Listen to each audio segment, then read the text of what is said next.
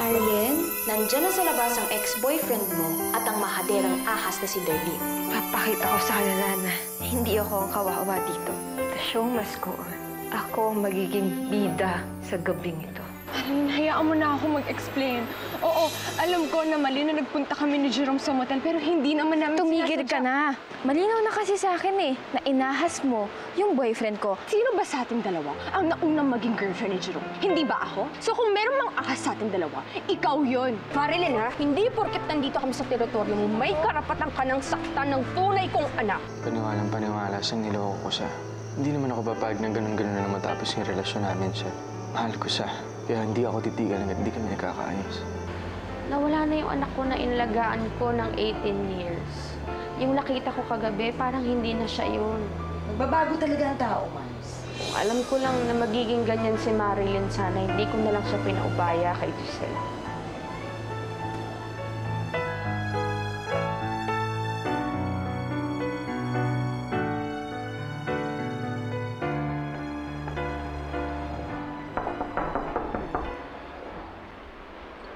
Marilyn? Marilyn, sabi ni Lloyd na buong araw ka raw nakakulong sa kwarto. Marilyn, please, papasukin mo ako. Iwanan niyo na lang ako. Marilyn, nag-aalala kasi ako sa'yo eh. Sige na naman oh.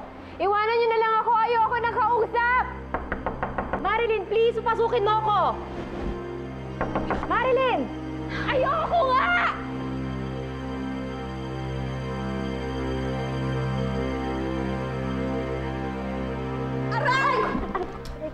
Kusayan mong ginagawa mo kung hindi, kukurutin ko ng nipper yung pagmumukha mo! Sorry.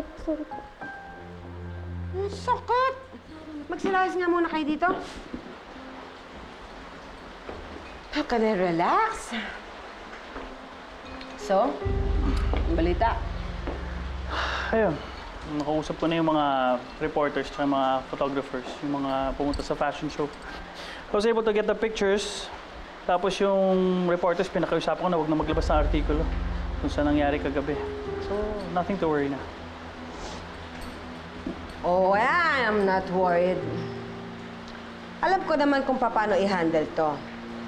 When money talks, everybody listens. Paano si Perlita? Hindi ba dapat pagbayaran niya yung iskandalong ginawa niya kagabi? Kailangan makausap ko si attorney. Siyempre, alam ko na rin kung anong gagawin dyan. One thing I learned, magmula nung napunta sa atin si Marilyn, ay ang huwag banggain ang mga taong dati niyang kasamahan.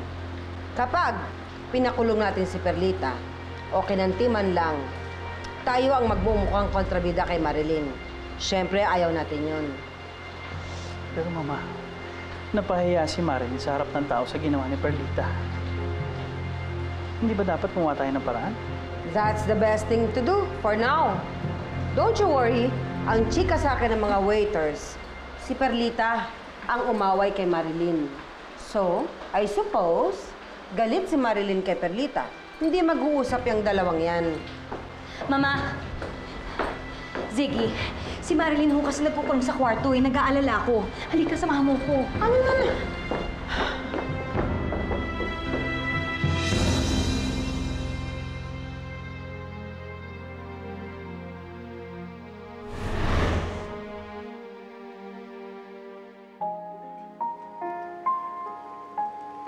Marilyn, taga magpapaliwanag ako. Mali ang iniisip mo. Lasing ako niyan. Inano lang ako ni Darlene.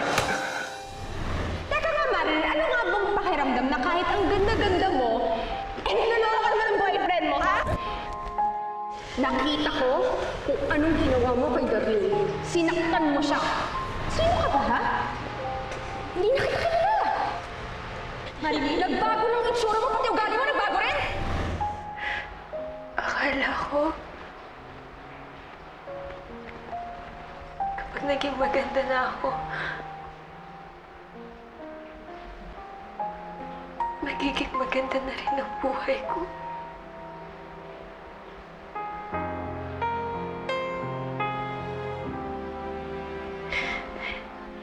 Hindi na ako kinukutya ng mga tao. Hinahangaan na ako ng lahat. magiging masaya na ako.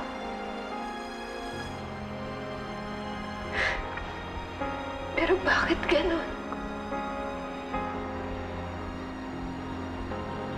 Nawala naman yung mga taong mahal ko. Bakit hindi pa rin ako masaya?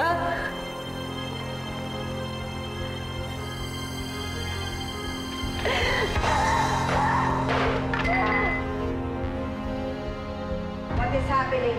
Let me. Marilyn! Marilyn! Papasok! Marilyn! Ano nangyari? Nasaan na?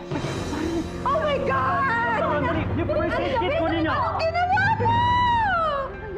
Anong ginawa mo? Please! Dali! Oh my God. You should have been there, Allison, para makita mo kung paano pagsalitaan ni Perlita si Marilyn. Kulang na lang lamunin siya ng lupa sa kahihiyan. Too bad, hindi lumabas sa news yung nangyayaring eksena. It's okay. Dahil isang mata lang naman ang importante na makakita ng tunay na ugali ni Marilyn. So ngayon, sa tingin ni Perlita, si Marilyn ang demonyo at ako isang kawawang biktima lang. Finally, nag-pay off na rin ang pagtitimpi ko. Kaya ka pala nag-ayang mag-shopping. Ay, ang ganda nito. Well,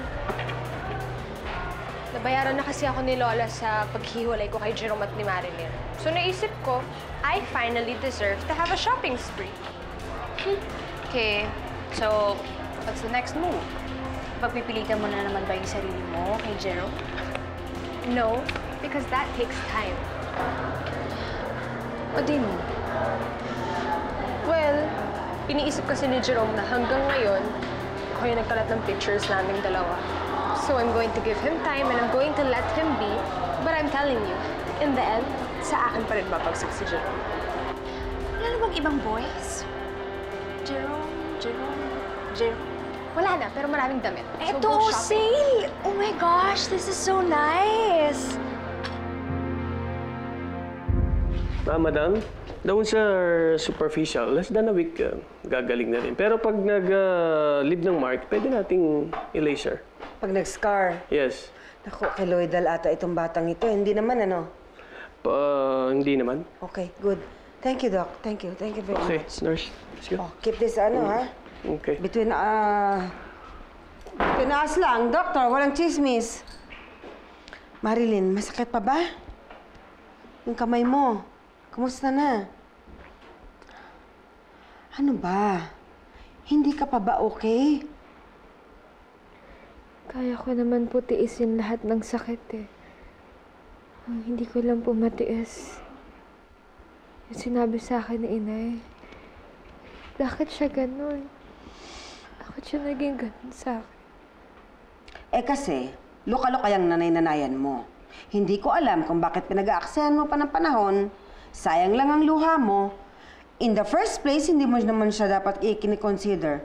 Kasi wala naman siya talaga sa buhay mo. She is not part of your family, of your life. Mama, nandiyan na ho yata yung VIP client ninyo. Siguro mas maganda ho kung kayo na yung makipag-usap para maging smooth ho yung transaction. Alam niyo naman ho yun, medyo may pagkamaarte. Ako na hong bahala kay Marilyn. Sigurado kang meron. O binobola mo lang ako para umalis ako. Meron ho. Talaga, ha? Pag wala, babalikan kita. Yung kliyente lang.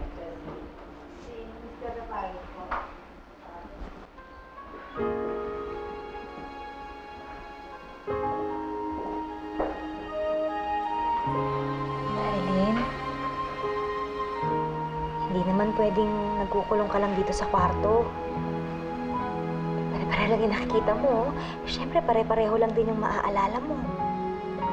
Halika, kahit maglakad-lakad lang tayo sa labas. Gusto mo ba yun? Ha? Halika.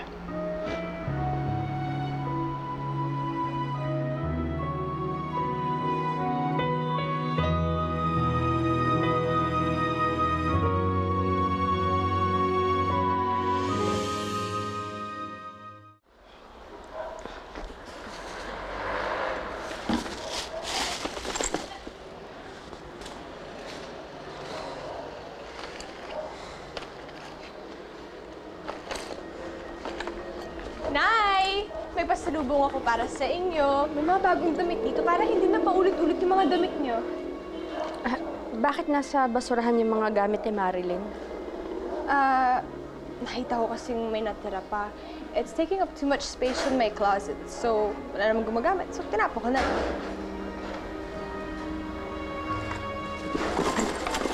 Nay? Nay, anong ginagawa nyo? Nay, saan nyo dadalhin yan? Dadalhin ko na lang sa aparador ko, doon ko na lang itatago muna. At bakit pa? Ano sabihin sa akin, pinapahalagan mo pa yung mga yan? Nakita niyo naman siguro kung anong ginawa sa akin ng babaeng yun kahapon, di ba? Nakita mo kung paano niya ako inape-ape? Tapos ito na naman kayo, Nay? Pinapahalagan niyo? Iniingatan niyo yung mga yan? Bakit ba? Dahil deep inside, siya pa rin yung mahal ninyo. Anak, hindi naman sa ganun. Bahala na nga kayo, Nay. Dahil pagod na rin ako. Pagod na ako na i-prove sa inyo na worthy ako para naman ako naman yung mahalin ninyo. Na yung damit niyo.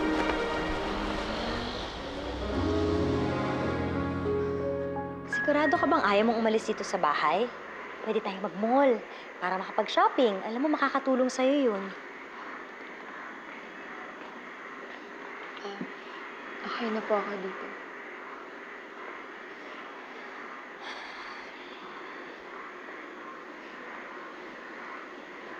Namimiss mo ang nanay Perlita mo, no?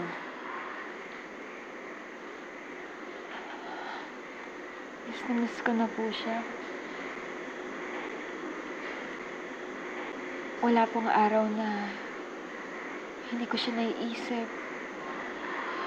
Tuwing umaga, siya agad yung naiisip ko. Sanay po kasi ako eh. Sa loob ng 18 taon, kami lang ni Nanay yung magkasama.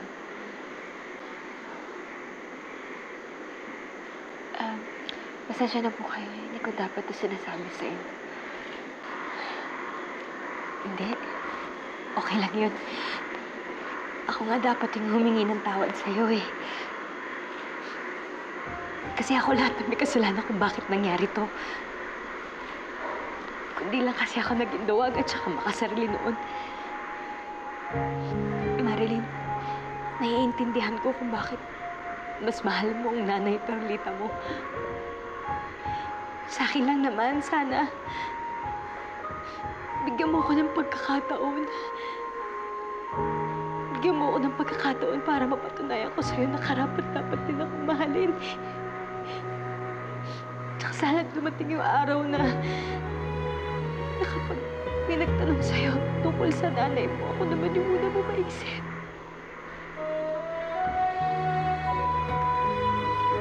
Yun lang.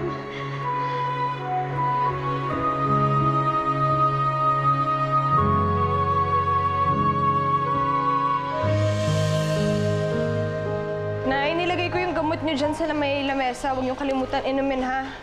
Bakit anak? Saan ka ba pupunta? Anong lakad mo? Baka kasi kitain ko lang si Alice yung magpapalamig lang ako ng ulo. Huwag niyo na ako antayin. Anak, pasensya ka na sa nagawa ko. Sana intindihin mo na lang na... Na ano, Nay? Na si Marilyn ang pinalaki niyong anak? Na si Marilyn yung kinasanayan niyo? Na sana si Marilyn na lang yung tunay ninyong anak at hindi ako? Anak, hindi naman sa... Ay, sawa-sawa na ako na ikipagkompetensya kay Marilyn. Yung kay Jerome, kaya ko pantiisin yun eh.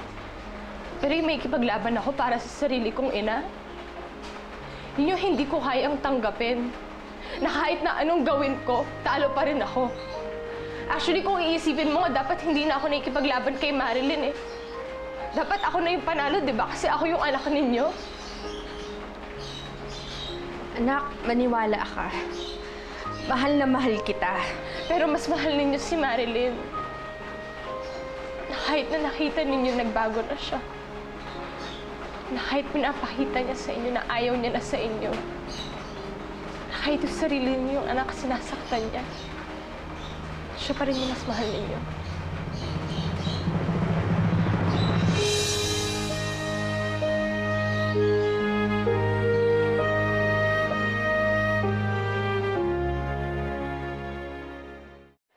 Harry, salamat ah. Alam ko na hindi naging maganda yung paghihiwalay natin noon. Pero andyan ka pa rin. Mahal na mahal kita, Marilyn. Noon pa man, pagkakaibigan yung naging foundation natin. O nga pala, nakipag-break ka kay Jerome dahil sa picture nila ni Darlene? Hari, hindi pa ba sapat na dahilan yun?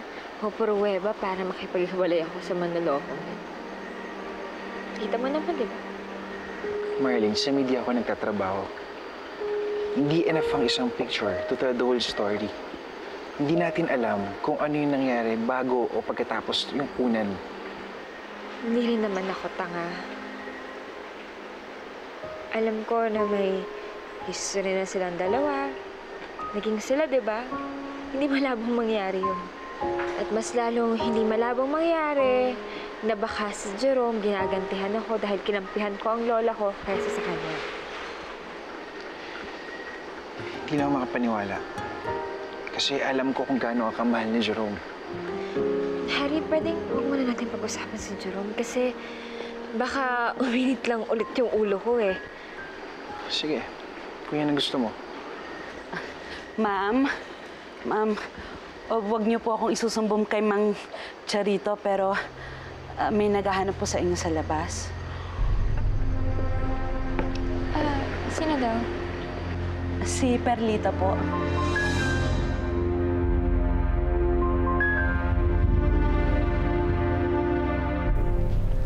Welcome, ma'am, sir. Ma'am, ready na po ba kayong order? Mamaya na lang, wala pa yung kasama ko eh. Sige po, ma'am. Thank you.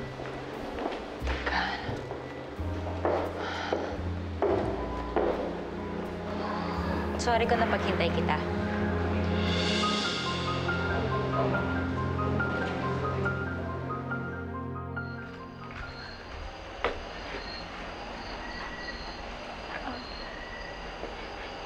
Iwan niyo muna kami.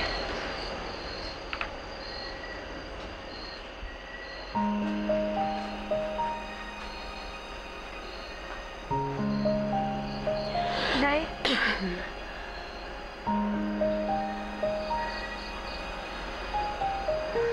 Tungkol po dun sa nangyari ng isang araw, Hindi yun ang pinunta ko dito. sana po hayaan niyo naman ako magpaliwanag. Hindi na. Pumunta lang ako para ibigay sa'yo ito. Nagbabakasakali lang ako na baka may halaga pa sa'yo ang mga naiwan mong gamit sa bahay.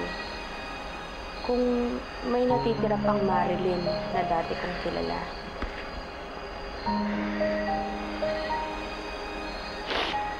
Nay, yung iba dito, regalo ko sa inyo, ah. Hindi ko na kailangan. Sa'yo na yan. Ano pong ibig niyo sabihin?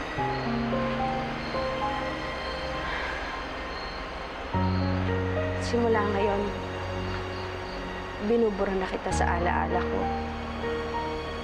Sa puso't isipan ko, hindi na ikaw ang anak ko.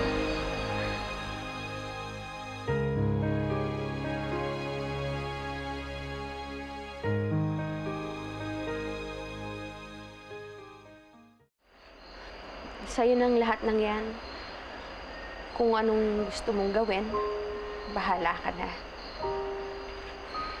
Malinaw na sa akin kung anong gusto kong mangyari. Yun ang kalimutan ka. Kalimutan ka na naging bahagi ka ng buhay ko. May galit pa rin po ba kayo sa akin? Kung nasaktan ko man po si Darlene, sorry po. Kung gusto niya, hihingi po ako ng tawad sa kanya. Magpapakumbaba po ako. Huwag niya na po gawin sa akin to, Nay. Hindi si Darlene ang dahilan kung bakit ginagawa ko to. Desisyon ko to, Marilyn. Naisip ko kasi na habang buhay ka sa alaala ko, habang umaasa ako na babalik ka at magsasama tayong muli,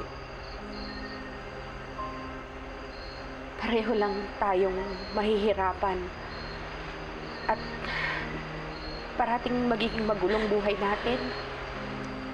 Na hindi ko naman kailangan.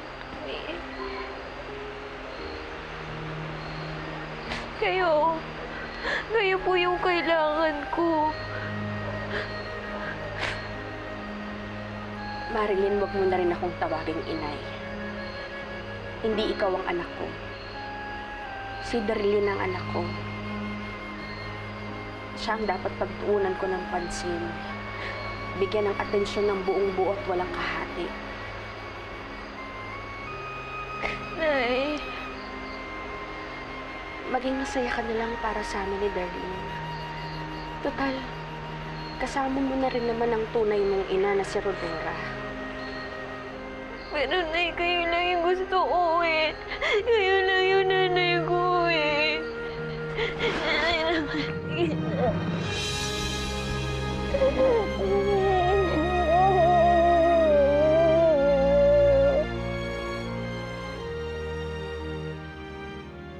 Well, thank you for gracing me with your presence. Alam mo naman ayaw kong pinag-aantay ako, di ba?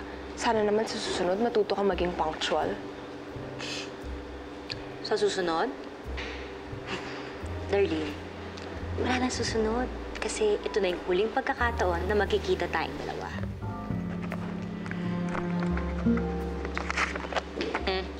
Ngayon na yung bayad ko sa'yo.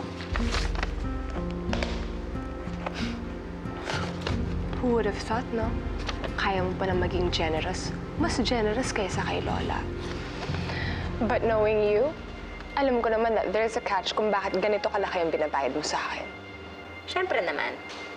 Kilalang-kilala mo talaga ako, no? Ang gusto ko, Darlene, dubayan mo na kami dalawa ni Marilyn. Ayaw na kitang makita.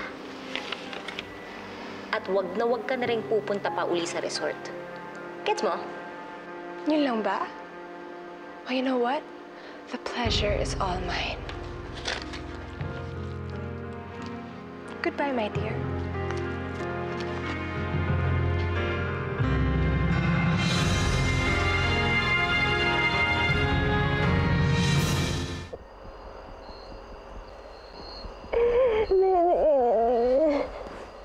Huwag na natin pahirapan ng isa't isa.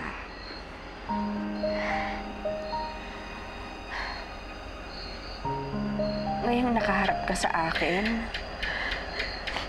hindi ko na nakikita si Marilyn na inalagaan ko. Mas nakikita ko na ngayon si Rodora sa'yo. Tanggapin mo na lang na hindi na natin maibabalik ang nakaraan. Masyado na tayong magkaiba. Ito po ba talaga yung gusto niyo? Ito ba yung gusto niyo na kalimutan na lang natin lahat? Kalimutan ko na lang kayo.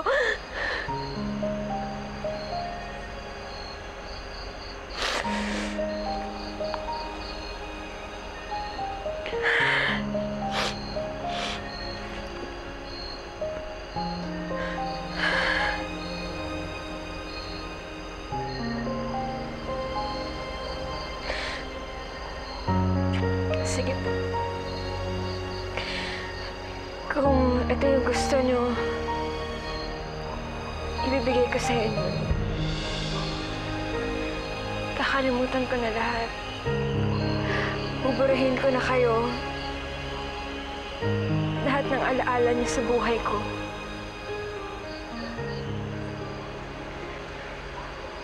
Makakaalis na kayo. Aling Perlita.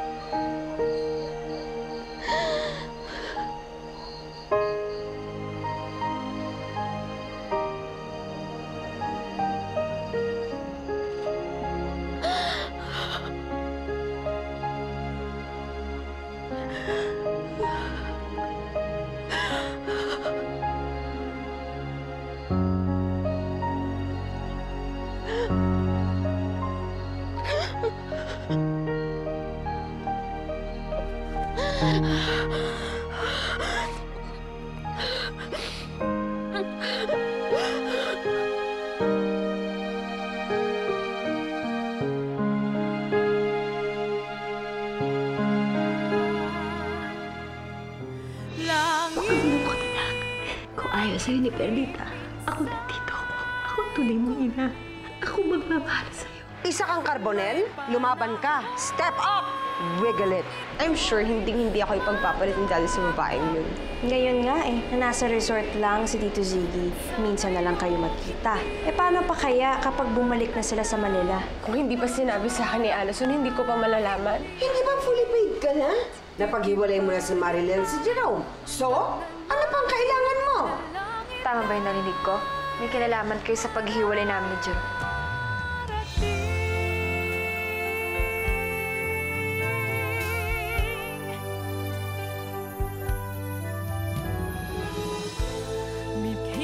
Kinabukasan